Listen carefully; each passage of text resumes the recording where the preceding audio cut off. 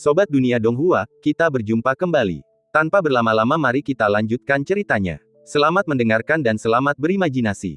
Ning Changjiu selesai membaca semua buku, lampu minyak masih menyala, apinya yang sebesar kacang berkelap-kelip di sekelilingnya. Ia menutup jilid terakhir dan menyerap isi pedang ilahi Laut Utara ke dalamnya. Semua teknik terhubung dalam kesadarannya, membentuk satu jilid utuh. Itu adalah catatan ilahi surah yang disebutkan oleh Ye Chu, dan juga sutra hati surga dari kehidupan sebelumnya. Sutra hati surga adalah latihan mental wajib bagi semua murid kuil setelah inisiasi, dan Ning Changjiu telah mempraktikkannya sebelum usia 16 tahun. Namun kini, meskipun telah bereinkarnasi, tabir hati surga masih menyelimuti ingatannya. Sebagian besar ingatannya tetap seperti gunung es yang tersembunyi di lautan, hanya dapat diingat dengan penglihatan. Kini, segel pada ingatannya tampak mencair sedikit demi sedikit, dan keseluruhan sutra hati surga kembali terungkap di hadapannya. Ia sangat familiar dengan teknik ini, dan kini, setelah mempelajarinya kembali, ia yakin itu tidak akan lama lagi. Tapi, mengapa metode terkuat kota alam rusak sama persis dengan latihan mental pengantar yang diajarkan gurunya di masa lalu? Mungkinkah, di ruangan remang-remang itu, Ning Changjiu sedikit mengangkat kepalanya, tatapannya bertemu dengan api. Api berkobar jauh di dalam matanya, pusat pupilnya seperti awan debu.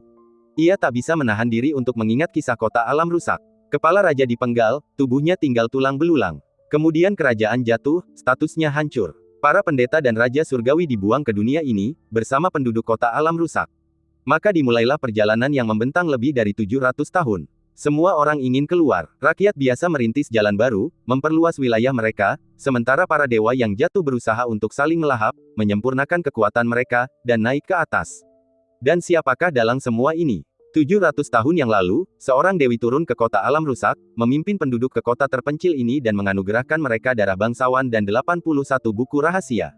Mungkinkah dewi ini? Tangan Ning Changjiu mengepal. Di kehidupan sebelumnya, ia tak menyadari betapa kuatnya dirinya sebenarnya. Kini, ia menyadari bahwa di kehidupan sebelumnya, hanya dalam 24 tahun, ia hampir mencapai ranah penguasa dan pendeta surgawi, dan bahwa kakak-kakak seniornya bahkan lebih kuat darinya. Namun, meski begitu, ia tetap tak berdaya bak domba yang siap disembelih di bawah pedang tuannya. Pedang yang menusuk dada itu seakan melampaui batas waktu. Setiap kali ia memikirkannya, ia merasa seperti iblis yang gemetar di bawah bulan purnama. Seberapa kuatkah tuannya dulu? Ataukah ia sebenarnya salah satu dari 12 penguasa, dan yang tak terlihat sebenarnya adalah kerajaan ilahi sejati? Pikiran mengerikan ini muncul di benaknya, terus menghantuinya. Ia memikirkan setiap kakak-kakak seniornya, dan penduduk sederhana kota Dahe. Yang tak terlihat tersembunyi di lereng gunung, tingginya diselimuti kabut, jaraknya tak terduga. Seperti pilar ilahi yang menjulang tinggi di atas dan di bawah, ia menopang kekacauan di atas dan di bawah. Petik 2. Guru, siapakah Anda sebenarnya? Dan bagaimana dengan kakak-kakak senior saya? Apakah mereka tahu? Ataukah hanya dia yang tetap berada dalam kegelapan? Ia merenung lama sebelum perlahan menutup matanya. Lampu minyak padam, cahayanya meredup. Ia menatap ruangan yang gelap gulita, seolah mengamati takdir yang diramalkan oleh penjaga malam. Ia berdiri dan berjalan keluar. Yang mengejutkannya, ia masih bisa mendengar suara energi pedang yang menembus angin. Berdiri di ambang pintu, ia melihat Cao Xiaoli, mengenakan rok kain berduri, masih berlatih pedang di halaman. Gaun merah kesayangannya telah lama terlipat rapi dan disimpan, hanya dikenakan saat ia bepergian. Pakaiannya sederhana, wajahnya anggun, rambutnya diikat ekor kuda tinggi yang terayun mengikuti permainan pedangnya. Gerakan pedangnya semakin kuat, tarikannya setajam dan seefektif serangannya, sehalus angin, secepat kilat, memberi kesan bahwa pedang itu akan menembus jantung musuh dan kembali tanpa setetes darah pun pada bilah besi yang dingin. Ning Changjiu tiba-tiba merasa seperti kembali ke puncak Tianku, menyaksikan Ning Xiaoling berlatih pedang di panggung pedang tebing bersalju. Pedang terakhir telah selesai. Cao Xiaoli menyarungkan pedangnya. Tubuhnya terasa panas, dan ia mencubit kerah bajunya dengan jari-jarinya, mengibaskan pakaiannya, lalu mengulurkan tangan untuk menyeka keringat di dahinya. Ketika ia berbalik, pandangannya tiba-tiba terfokus, dan akhirnya ia melihat Ning Changjiu berdiri di bawah atap. Bos, Cao Xiaoli, yang tadinya agak rileks, langsung berdiri tegak. Ning Changjiu bertanya, kenapa kau belum tidur? Cao Xiaoli berkata, bos juga belum tidur. Ning Changjiu menatapnya dengan serius dan berkata, pedangmu sudah sangat bagus. Cao Xiaoli menggelengkan kepalanya sedikit, aku selalu merasa belum maksimal. Ning Changjiu menjawab, pedangmu belum benar-benar berdarah, dan belum ada tekad untuk membunuh. Tapi ini bukan sesuatu yang bisa dilatih dalam semalam, jadi jangan terlalu khawatir. Cao Xiaoli mengangguk pelan. Ning Changjiu menghampirinya dan berkata, tidurlah. Cao Xiaoli menggelengkan kepalanya dan berkata, aku tidak bisa tidur. Ning Changjiu bertanya, apa kau mengkhawatirkan Siming? Cao Xiaoli bergumam dan berkata, sudah sebulan, dan aku selalu merasa dia akan datang. Ning Changjiu menghiburnya, jangan khawatir, aku di sini. Cao Xiaoli berkata dengan cemas, bos, bagaimana kalau kita tidak menang? Aku masih perawan, aku bahkan belum menikah. Orang-orang seperti Raja Dewa dan Ratu Dewa ini, mereka membicarakannya setiap hari, kedengarannya memalukan. Sambil berbicara, ia menekuk lengannya, menangkupkan kedua telapak tangannya di depan dada, merapatkan kedua telapak tangannya dan sedikit memutarnya, tubuhnya bergoyang gelisah 2 kali seperti bibit yang tertiup angin. Ning Changjiu tetap tenang dan tidak menjawab. Cao Xiaoli tidak sabar menunggu jawaban. Sambil mendesah, ia mengencangkan sarung pedang di pinggangnya, lalu berjalan tanpa suara di belakangnya, berbisik, bos, kau sangat lelah, berpura-pura tuli dan buta. Ning Changjiu berhenti sejenak, tersenyum tipis, dan menamparkan kepala Cao Xiaoli. Tidak seperti 4 bulan lalu, Cao Xiaoli bereaksi kali ini. Ia tidak punya waktu untuk mundur, jadi ia hanya sedikit membungkuk, mencoba membiarkan telapak tangan itu melewati pipinya. Pada saat yang sama, ia mengangkat telapak tangannya dan menebas secara diagonal di bawah lengan Ning Changjiu, mencoba memaksanya mundur dan mengulur waktu. Ning Changjiu bergumam pelan, dan tangannya memang agak lambat menyerang. Dalam waktu singkat ini, Cao Xiaoli mencengkeram tanah erat-erat dengan kakinya, membungkukkan pinggangnya ke belakang, dan membiarkan rambut panjangnya tergerai. Di pupilnya, telapak tangan Ning Changjiu tampak membesar tanpa batas, memenuhi seluruh pandangannya. Ia menekan kepanikan di hatinya dan meninju telapak tangan Ning Changjiu. Dengan suara keras, tubuh Cao Xiaoli terdorong mundur oleh kekuatan telapak tangan itu, langkahnya menjadi tidak stabil, pinggangnya teregang hingga batasnya, lalu dia terjatuh ke tanah. Namun, meskipun berada dalam posisi yang kurang menguntungkan, ia berhasil menghindari jangkauan telapak tangan Ning Changjiu. Telapak tangan Ning Changjiu meleset, dan ia tertegun sejenak. Kemudian ia melepaskan kekuatan di tangannya, setengah berjongkok, mengulurkan tangannya ke arah gadis yang terbaring di tanah, dan berkata sambil tersenyum, bangun. Cao Xiaoli membuka matanya lebar-lebar, dan akhirnya ia menarik napas. Dadanya naik turun dengan hebat, dan ia akhirnya menyadari bahwa ia telah menghindari telapak tangan Ning Changjiu. 4 bulan yang lalu, apa yang dikatakan bosnya ketika ia ingin ia belajar pedang darinya? Ia merasa sedikit pusing, dan dengan cepat mengulurkan tangannya dan memegang tangan Ning Changjiu. Tangan Ning Changjiu tidak selembut tangannya, tetapi memberinya rasa damai yang tak terlukiskan. Cao Xiaoli bangkit dari rumput, menepuk-nepuk debu di gaunnya, dan menenangkan pikirannya yang bahagia. Ning Changjiu melirik kapalan putih di tepi telapak tangannya karena latihan pedang jangka panjang, dan menepuk kepalanya dengan iba. Dia menatap senyum tersembunyi di wajah Cao Xiaoli dan bertanya, apa yang membuatmu begitu bahagia? Cao Xiaoli mendongak dan berkata, bos, apakah kau lupa janji yang kau buat saat kita pertama kali berlatih pedang? Ning Changjiu tentu saja ingat. Saat itu, dia berkata bahwa jika Cao Xiaoli menerima serangan telapak tangan ini, dia akan dianggap sebagai master. Waktu berlalu begitu cepat. Gadis yang tadinya begitu takut dengan serangan telapak tangan palsu hingga tak bisa berdiri tegak, kini dapat merespons dengan lincah. Pada akhirnya, meskipun hasilnya agak memalukan, dia berhasil menghindarinya. Selamat, Xiaoli, kau sudah menjadi master, kata Ning Changjiu. Cao Xiaoli dikenali oleh bos, dan senyumnya seindah bunga, dengan kegembiraan yang tak terlukiskan. Ning Changjiu bertanya dengan rasa ingin tahu, mengapa kau begitu bahagia? Cao Xiaoli berkata, kalau begitu kita tidak akan memiliki hubungan guru-murid lagi. Ning Changjiu bertanya, apa yang salah dengan hubungan guru-murid? Cao Xiaoli berkata dengan yakin, tentu saja itu tidak baik. Buku itu mengatakan bahwa seorang guru adalah ayah seumur hidup. Ada prinsip-prinsip etika antara seorang guru dan murid. Akan merepotkan untuk melakukan banyak hal. Hanya mereka yang tidak bermoral dan tidak tahu malu yang akan memikirkan guru dan murid mereka. Ada banyak orang seperti itu di kota Duanji. Mereka menggunakan hubungan guru-murid tetapi sebenarnya tidak berniat mempelajari keterampilan apapun. Mereka hanya ingin mendekati guru dan murid lalu menunggu kesempatan untuk menyerang. Ini tidak benar. Xiaoli berbeda dari mereka. Aku berlatih dengan tekun setiap hari hanya untuk menjadi guru sesegera mungkin dan mendapatkan kebebasan. Bos, jika Anda memiliki kekhawatiran tentang hal ini sebelumnya, Anda tidak perlu khawatir tentang itu sekarang. Cao Xiaoli menundukkan kepalanya dan berbicara dengan bebas. Suaranya semakin mengecil saat berbicara, dan pipinya memerah. Tetapi dia tidak mengerti mengapa bos tidak menanggapi sama sekali, meskipun dia sudah mengatakan begitu banyak. Akhirnya, ia memberanikan diri untuk mengangkat kepalanya, hanya untuk mendapati wajah Ning Changjiu cemberut, raut wajahnya kaku, dan ekspresinya tampak tidak ramah. Bos, ada apa? Cao Xiaoli bertanya-tanya di mana letak kesalahannya. Ning Changjiu menenangkan diri, menatapnya, memaksakan senyum, dan berkata, tidak, kau benar. Setelah akhirnya menidurkan Cao Xiaoli kembali, Ning Changjiu pergi keluar sendirian. Memikirkan kata-kata gadis itu, ia tak bisa menahan diri untuk tidak memikirkan Lu Jiajia, dan tawa tak berdaya pun pecah. Apakah ia benar-benar lebih buruk dari binatang buas? Langit malam kota alam rusak tak berbulan, tetapi sosok anggun berbaju putih itu berkibar di depan matanya, lalu cahaya bulan memenuhi pandangannya. Aku ingin tahu bagaimana kabar kalian semua. Ia merenung dalam hati, dan seluruh isi catatan ilahi Shuro mengalir deras ke dalam darahnya, seperti kuda yang berlari kencang, memulai siklus sirkulasi. Ia bertanya-tanya apakah kuda ini dapat menunggangi angin dan terbang ke awan, membawanya menemui cahaya bulan. Lu Jiajia tak tahu sudah berapa hari ia terduduk di luar jurang. Jurang ini bagaikan bidang cekung, mengejarnya tanpa henti. Seberapa sering pun ia melompat, ia akan terdorong kembali ke titik awal oleh kekuatan yang tak tertahankan. Rumah beratap jerami di luar jurang sedikit rusak setelah terkena angin dan hujan. Waktu terukir pada patung kayu di pintu rumah, 1 mark sehari, dan kini telah bertambah lebih dari 150 mark. Dalam sekejap mata, lebih dari 5 bulan telah berlalu. Bunga teratai di kota Liantian telah lama layu, dan jurang itu tak bergerak. Keheningan yang mematikan itu begitu mencekam. Ia masih berpakaian putih bak salju, dengan rambut hitam bak air terjun, dan ia tampak begitu halus, tetapi pipinya yang indah tampak agak tirus.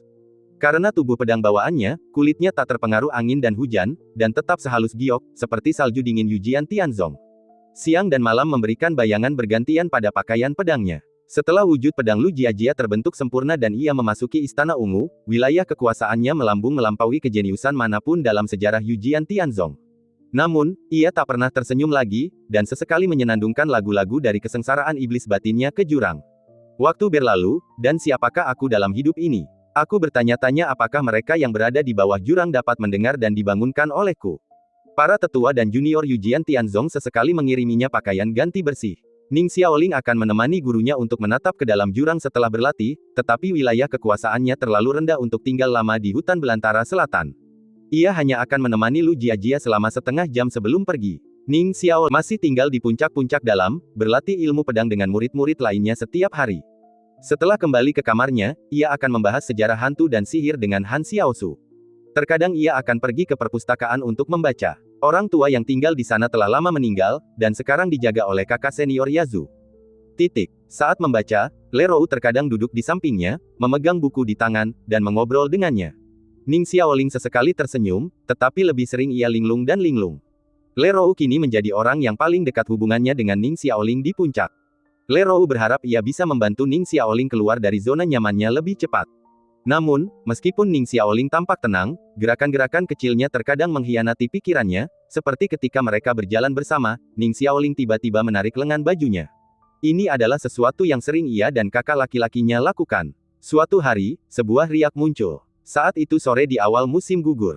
Jing Yangxia mengayuh pedangnya ke tepi jurang dan mengirimkan surat kepada Lu Jiajia.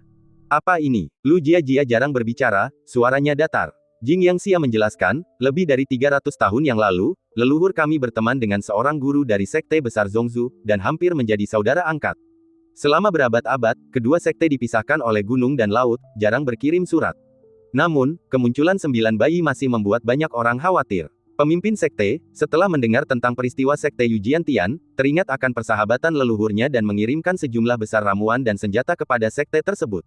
Ia juga menjanjikan 3 murid, yang memungkinkan mereka untuk berkultivasi bersama dan kembali untuk membawa kejayaan bagi sekte setelah menguasai Taoisme mereka.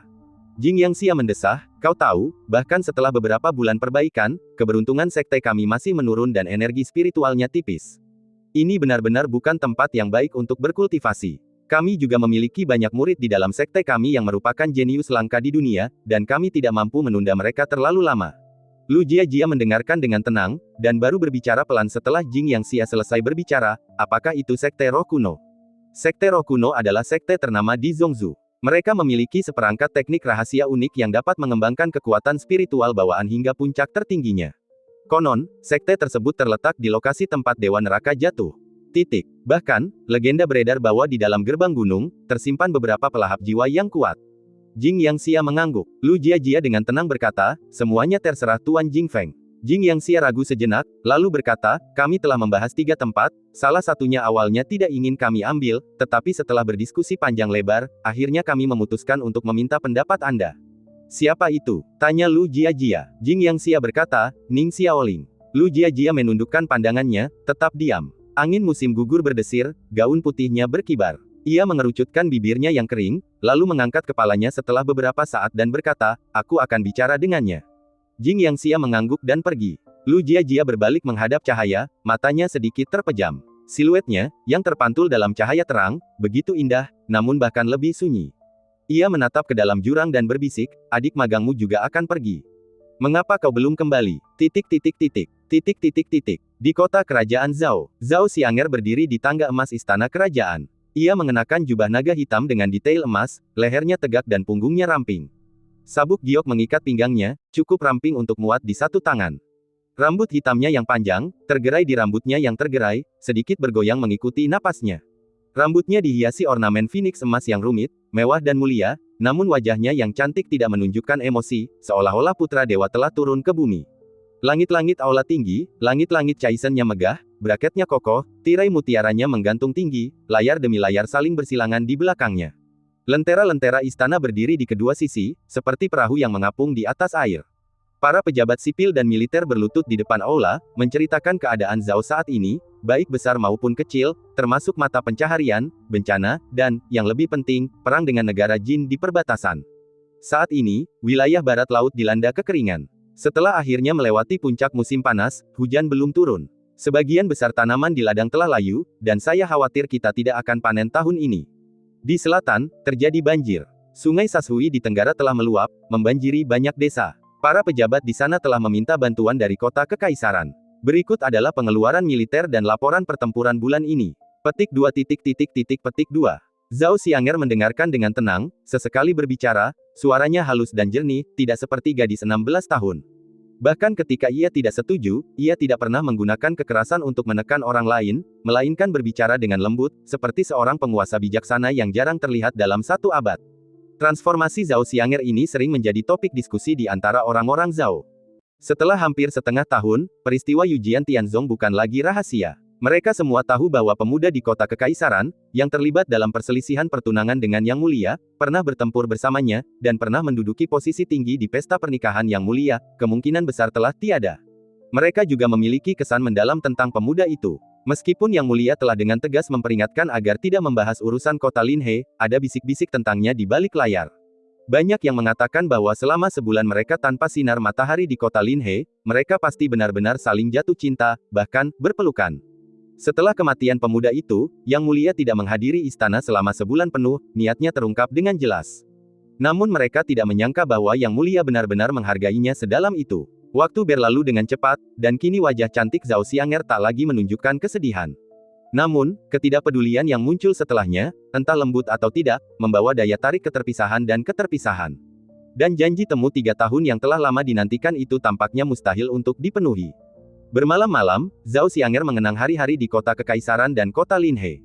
Waktu kebersamaan mereka memang tidak lama, namun ia selalu merasakan keakraban, seolah takdir mereka telah ditempa sejak lama. Akhir musim gugur lalu, negara Zhao dilanda kekacauan. Istana Qianyu diinjak-injak, dan ibunya tewas dalam kebakaran. Saat itu, kemarahan Zhao Xianger jauh lebih besar daripada dukanya, karena ia tahu seseorang seperti ibunya mustahil mati. Mungkin semua ini adalah ujian yang telah ia persiapkan untuk dirinya sendiri. Ketika Ning Changjiu meninggal, ia menolak untuk percaya bahwa, betapapun berbahayanya jurang belantara selatan, selalu ada secercah harapan. Bagaimana mungkin seseorang seperti dirinya mati? Namun seiring berlalunya hari dan bulan, sosok berpakaian putih itu seolah tenggelam ke laut, terkurung batu, dan tak ada kabar tentangnya lagi. Hal ini pun membuatnya marah atas pengingkaran janji Ning Changjiu. Namun ia tak bisa terus-menerus larut dalam emosinya. Seluruh rakyat Zhao masih menunggu keputusannya. Baik Jin maupun Rong adalah negara-negara yang kuat. Meskipun Zhao tidak lagi seperti dulu, menghadapi perang masih sangat merepotkan. Konon, Raja Jin menerima ilham ilahi lagi. Seorang menteri keluar dari istana dan menceritakan sebuah peristiwa besar yang baru saja terjadi di Jin.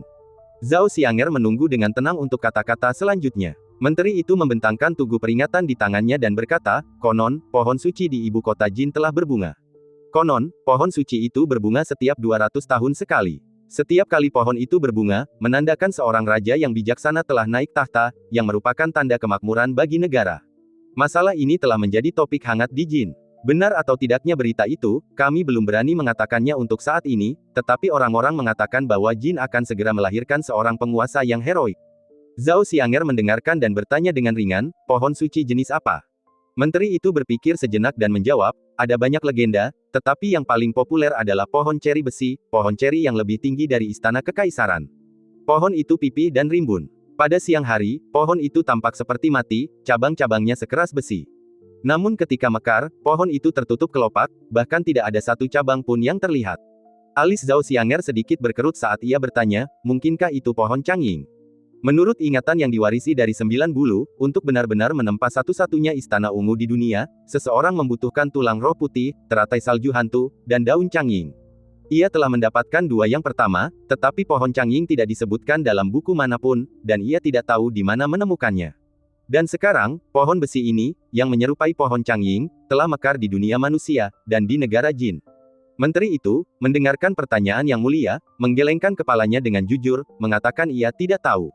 Zhao Xianger tidak bertanya lagi, ia telah membulatkan tekadnya. Dalam beberapa bulan terakhir, api di hatinya telah berkobar samar-samar, dan api itu terpendam, tak mampu padam. Ia juga sedikit lelah dengan perang yang berkepanjangan, dan ia sering bertanya-tanya apakah ada cara untuk mengakhiri semuanya. Zhao Xianger tiba-tiba bertanya, apakah boleh membunuh satu orang demi kebaikan dunia? Sebagian besar menteri tidak mengerti. Isu ini telah diperdebatkan dalam sejarah, tetapi sekarang setelah Yang Mulia mengajukan pertanyaan, pasti ada makna yang lebih dalam. Mereka merenung dan ingin mengungkapkan pendapat mereka, tetapi mereka mendengar Zhao Xianger berkata pelan, saya rasa tidak apa-apa. Mereka saling memandang, tidak tahu harus berkata apa. Mereka juga tidak tahu bahwa 2 bulan kemudian, di suatu pagi menjelang akhir musim gugur, wanita muda yang memukau ini akan mengenakan pakaian formal, membawa payung dan pedang, lalu pergi sendirian dengan seekor burung. Permaisuri Zhao Xianger, berpakaian hitam dan menghunus sebilah pedang, akan menikam Raja Jin. Ning Xiaoling bertemu Lu Jiajia keesokan sorenya. Gadis itu mengenakan gaun putih sederhana, dengan pedang panjang terselip di pinggangnya. Rambut hitam panjangnya tergerai lembut, hanya diikat menjadi sanggul kecil di ujungnya. Masih ada kekanak-kanakan di antara alisnya, tetapi ia jauh lebih pendiam dan pendiam, tampak dingin dan acuh tak acuh, persis seperti Lu Jiajia di masa mudanya.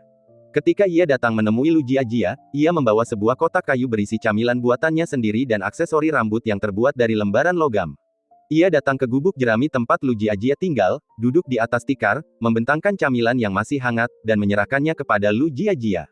Lu Jiajia membuka matanya sedikit, tidak menolak, dan berterima kasih dengan lembut, lalu mulai makan sedikit demi sedikit. Tuan, apakah Anda terbiasa tinggal di sini? Tanya Ning Xiaoling dengan santai. Lu Jiajia mengangguk dan berkata, untungnya, hutan belantara selatan tidak seberbahaya yang dikatakan legenda. Selama kita bisa menahan polusi di sini, semuanya akan baik-baik saja. Ning Xiaoling menjawab, tetapi masih dengan cemas berkata, tapi kakak perempuanku bilang ada banyak orang yang sangat kejam di hutan belantara selatan. Di tengah-tengah kata-katanya, ia mendongak dan melihat tumpukan tulang-tulang hewan putih yang mengerikan di luar jendela. Ia menutup mulutnya dalam diam, berpikir bahwa ia hampir lupa bahwa sang guru sekarang adalah dewa pembunuh yang sebenarnya. Jika sang guru telah mencapai tingkatan seperti itu saat itu, semuanya akan mudah diselesaikan, dan ular berkepala 9 yang buruk rupa itu tidak akan dibiarkan menimbulkan masalah. Lu Jiajia menghabiskan camilannya, meletakkan kotak kayu itu, dan bertanya dengan lembut, apakah kamu belajar dengan baik akhir-akhir ini? Apa yang terjadi dengan sekte? Apakah semuanya berjalan lancar? Ning Xiaoling berkata, ya, semuanya berjalan lancar. Hanya saja Paman Lu memang tidak cocok menjadi guru puncak. Sejak beliau menjadi guru puncak, jumlah murid yang membolos meningkat secara signifikan dibandingkan ketika guru masih di sini. Dan aku tidak tahu gadis mana dari puncak Xuanri yang ia sukai. Dia mengirim beberapa murid untuk berkumpul setiap 10 atau 20 menit, yang benar-benar membuat Suster Sue sangat kesal sampai-sampai dia hampir mengajukan keluhan terhadap puncak Jiantianku. Lu Jiajia mendengarkan ocehannya, tersenyum tipis, dan berkata, Xiaoling, belajarlah dengan giat. Jika kau terus berusaha, kau bisa menjadi orang termuda kedua dalam sejarah sekte Yujiantian yang mencapai alam panjang umur. Ning Xiaoling bertanya dengan rasa ingin tahu, siapa yang termuda? Lu Jiajia menepuk kepalanya dan berkata tanpa daya, kau berpura-pura bodoh lagi, gadis kecil.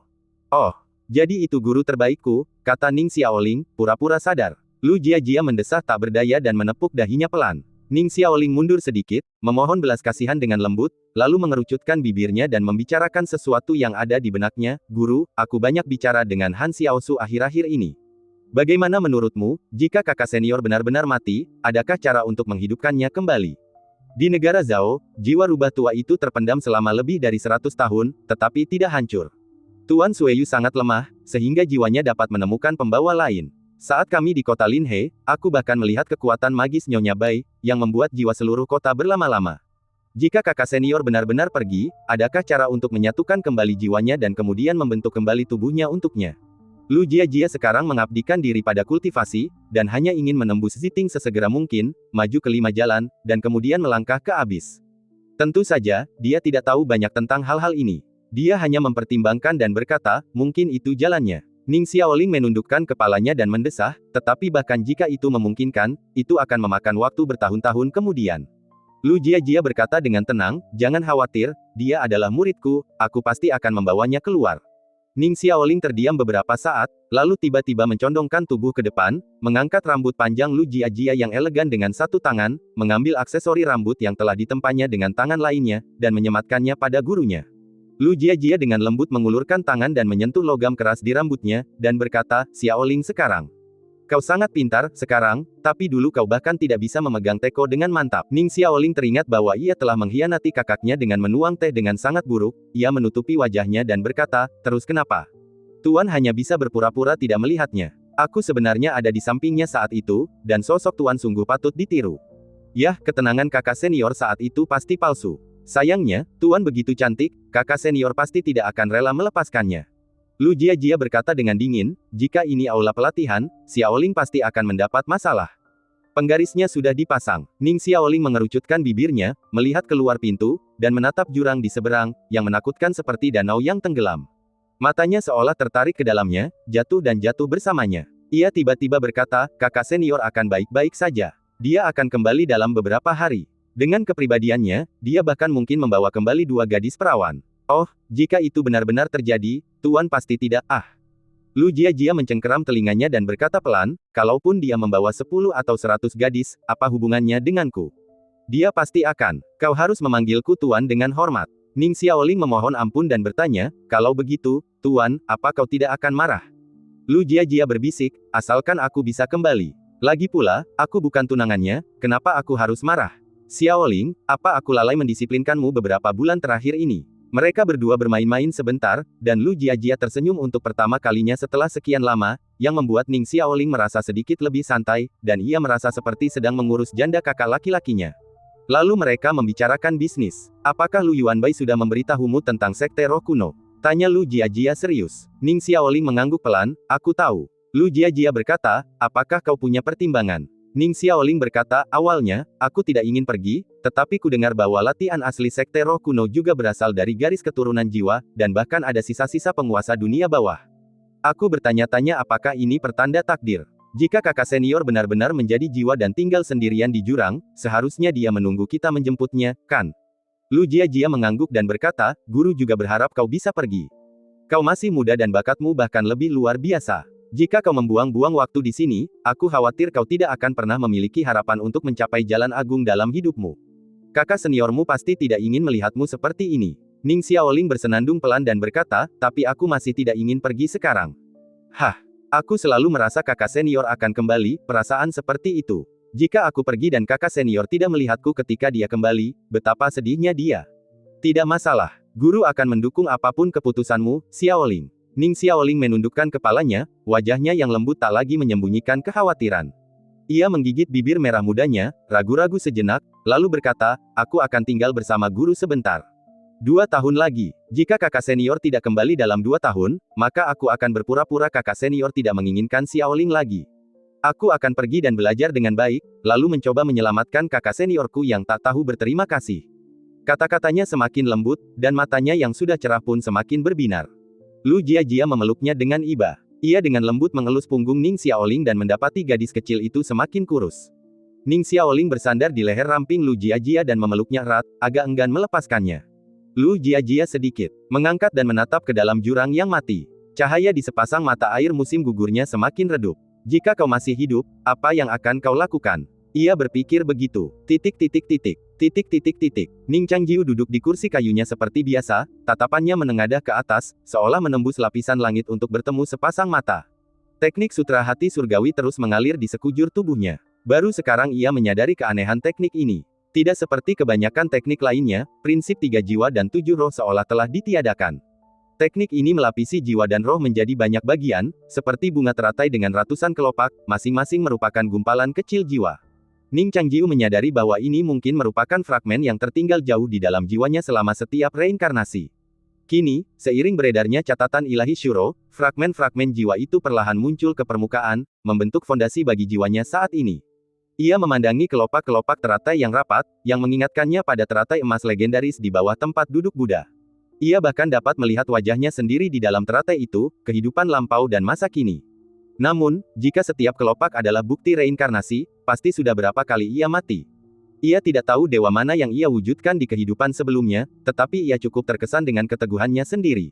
Saat berlatih sutra hati surgawi, ia merasakan tubuh dan garis keturunannya menjadi jauh lebih kuat, seperti wujud pedang Lu Jia-Jia. Yang paling terasa, kekuatan spiritualnya meningkat. Hanya dalam beberapa hari, jangkauan kesadaran spiritualnya telah meluas pesat. Apa yang dulunya hanya mencakup beberapa rumah kini mencakup separuh suku. Dan sekarang, ketika ia menatap lampu minyak lagi, cahayanya perlahan menyusut seiring tatapannya yang terfokus, akhirnya menjadi titik tak terlihat sebelum akhirnya padam sepenuhnya. Dan yang ia gunakan bukanlah energi spiritual, melainkan roh murni. Semakin kuat rohnya, semakin baik ia dapat memobilisasi setiap jengkal tubuhnya, bahkan hingga ke akar rambut. Meskipun sutra itu kuat, perubahan ini tidak terlalu mengejutkan bagi Ning Changjiu. Ia tidak percaya bahwa Ye Chu, setelah berlatih, dapat mengalahkan Siming, seorang pria yang telah pulih dari luka-lukanya. Sambil merenung, Cao Xiaoli rajin berlatih pedang di halaman. Setelah menghindari serangan telapak tangan tadi malam, kepercayaan diri Cao Xiaoli melonjak, gerakan pedangnya menjadi semakin cepat. Kultivasi dan ranah daunnya juga mengalami peningkatan yang nyata. Kini, dengan kuncir kudanya, wanita muda itu memancarkan aura kepahlawanan yang berwibawa. Ning Changjiu, yang awalnya tidak menaruh harapan besar pada jalan Daois Cao Xiaoli, kini penasaran seberapa jauh ia bisa maju. Baru-baru ini, suku tersebut mendapatkan seorang peramal baru. Di persimpangan jalan, seorang pemuda bernama Ye Chu mendirikan sebuah kios, membentangkan spanduk sederhana, menawarkan jasa peramalan. Kiosnya sederhana, terdiri dari meja yang sebersih jubahnya. Ia tidak memiliki atribut tradisional seorang pendeta Tao, bahkan tidak memiliki satu koin tembaga pun. Namun seperti Siming, bahkan jika Ye Chu benar-benar ingin menipu, ia tidak akan menggunakan kata-kata yang tidak perlu, wajahnya yang tampan bak dewa adalah satu-satunya yang penting. Yang terpenting, ia tidak percaya bahwa mengungkap rahasia surgawi akan memperpendek umur seseorang. Ia bahkan menawarkan ramalan gratis, menarik banyak pria dan wanita dari suku tersebut. Antrean panjang terbentuk di depan kiosnya sejak pagi. Ye Chu, dengan tangan terlipat di lengan baju, selalu menyunggingkan senyum, tanpa sedikit pun rasa tidak sabar, memikat banyak wanita muda yang berhenti untuk melihatnya. Peramalannya ternyata sangat akurat. Dalam beberapa hari, reputasinya sebagai dewa hidup menyebar, dan seluruh desa membawa keluarga mereka untuk mengantre untuk ramalannya. Hari sudah senja ketika Ning Changjiu melihatnya hari ini. Saat Ye Chu hendak mengemasi kiosnya dan pergi, Ning Changjiu duduk di bangku di seberangnya. Ye Chu masih tersenyum saat ia duduk kembali, bersandar di kursinya. Ia menatapnya dengan lembut dan berkata, apakah kau juga ingin memeriksa kembali nasibmu?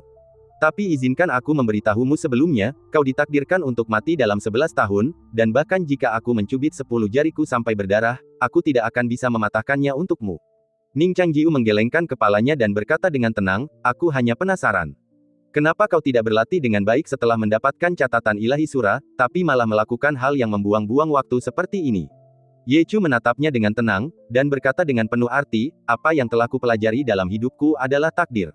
Sekalipun aku bereinkarnasi 100 kali, aku tidak boleh melupakan asal-usulku, kalau tidak aku tidak akan bisa menjadi seorang sura yang murni. Ning Changjiu sedikit mengernyit dan bertanya, bukankah sura harus kehilangan hati aslinya? Ye Chu mengangguk dan berkata, baiklah, kau boleh tersesat untuk sementara, tapi kau harus menemukannya kembali, kalau tidak kau akan menjadi hantu yang pendendam. Terima kasih atas pengingatnya, Tuan. Ning Changjiu menjawab, lalu merenung, tapi aku masih merasa ada yang kau sembunyikan dariku. Oh, Tuan, apakah kau sedang mencari seseorang saat meramal nasib? Tanya Ning Changjiu. Senyum Ye Chu melebar. Mungkin kesalahan terbesar Siming adalah meremehkanmu. Ia ragu sejenak, lalu berkata, baru-baru ini aku tiba-tiba teringat legenda kota alam rusak, di mana seorang pahlawan muncul setiap 100 tahun. Aku telah mencari di seluruh kota, tetapi belum menemukan siapapun dengan takdir seperti itu. Aku datang ke sini untuk alasan ini, dan kedua, untuk melihat perubahan apa yang telah terjadi dalam kehidupan mereka yang terkontaminasi oleh tanah terkutuk. Ning Changjiu bertanya, apakah kau menemukan sesuatu? Ye Chu tersenyum dan menggelengkan kepalanya. Hanya beberapa hal tentang Dao Agung. Ning Changjiu menatapnya dalam-dalam. Ye Chu dengan santai bertanya, kau telah mempelajari catatan ilahi surah selama sebulan. Sudah berapa banyak yang kau baca? Apakah ada bagian yang tidak kau mengerti? Aku bersedia sesekali mengenakan jubahku dan bertindak sebagai guru. Ning Changjiu tetap tenang, berkata, aku pembaca yang lambat. Aku baru membaca 20 jilid sejauh ini. Ekspresi Ye Chu sedikit berubah, dan ia kagum dengan kecepatannya. Kau jenius paling brilian yang pernah kutemui. Sayangnya, waktu masih belum cukup. Ning Changjiu bertanya balik, bagaimana denganmu? Ye Chu berkata jujur, masih ada 10 jilid tersisa untuk menyelesaikan latihan. Ning Changjiu menatapnya dengan tenang, tatapannya dalam. Ye Chu tampak bisa merasakan emosi lawan bicaranya, dan berkata sambil tersenyum, kau telah melewatkan waktu terbaik untuk membunuhku. Sekarang, apapun yang terjadi, musuh kita bersama hanyalah wanita bernama Siming itu. Ning Changjiu bertanya, lalu, apa kau tahu apa yang sedang dia lakukan sekarang? Ye Chu menjawab, aku tidak tahu, tapi aku bisa menebaknya. Ning Changjiu tidak melanjutkan pertanyaannya. Di sampingnya, Cao Xiaoli, yang telah selesai berlatih pedang, datang dan duduk di sebelah Ning Changjiu dengan santai. Sambil menyeka dahinya, ia menatap Ye Chu dan bertanya, berapa banyak orang yang telah kau tipu hari ini? Ye Chu tersenyum dan berkata, gadis kecil itu sangat sopan. Cao Xiaoli tidak berlama-lama dengannya. Ia berbalik dan berkata, bos, jangan ganggu orang ini. Aku memasak daging kesukaanmu hari ini. Ayo cepat pulang. Ning Changjiu mengangguk dan berpamitan pada Ye Chu. Ye Chu berkata dengan nada menyesal, awalnya aku ingin bermain catur denganmu, tapi karena si cantik sudah membuat janji, kurasa kau tidak berniat bermain catur denganku. Cao Xiaoli mendengus dingin, tapi cukup puas dengan kata cantik. Ning Changjiu terdiam sejenak, memiringkan kepalanya sedikit, tatapannya tertuju padanya, dan berkata, kalau kau mau main catur, kau bisa datang menemuiku kapan saja. Ye Chu tersenyum dan setuju. Hari mulai gelap. Ia memperhatikan punggung Ning Changjiu dan Cao Xiaoli perlahan menghilang di jalan, lalu menghilang dalam kegelapan malam. Ia merasa kasihan pada pemuda itu. Urutan yang ia tukar adalah buku ke-63 dan ke-64. Dalam 2 bulan, Ning Changjiu akan mencapai titik ini, dan kinya akan menjadi tidak seimbang, menyebabkan seluruh tubuhnya terpengaruh, mengubahnya menjadi hantu pendendam yang tak bisa melarikan diri. Ia kemudian akan menghadapi Siming sendirian. Ye Chu tersenyum tipis. Ia merasa bahwa bahkan setelah bertahun-tahun, pikiran Siming tetap sebodoh sebelumnya di balik penampilannya yang menawan.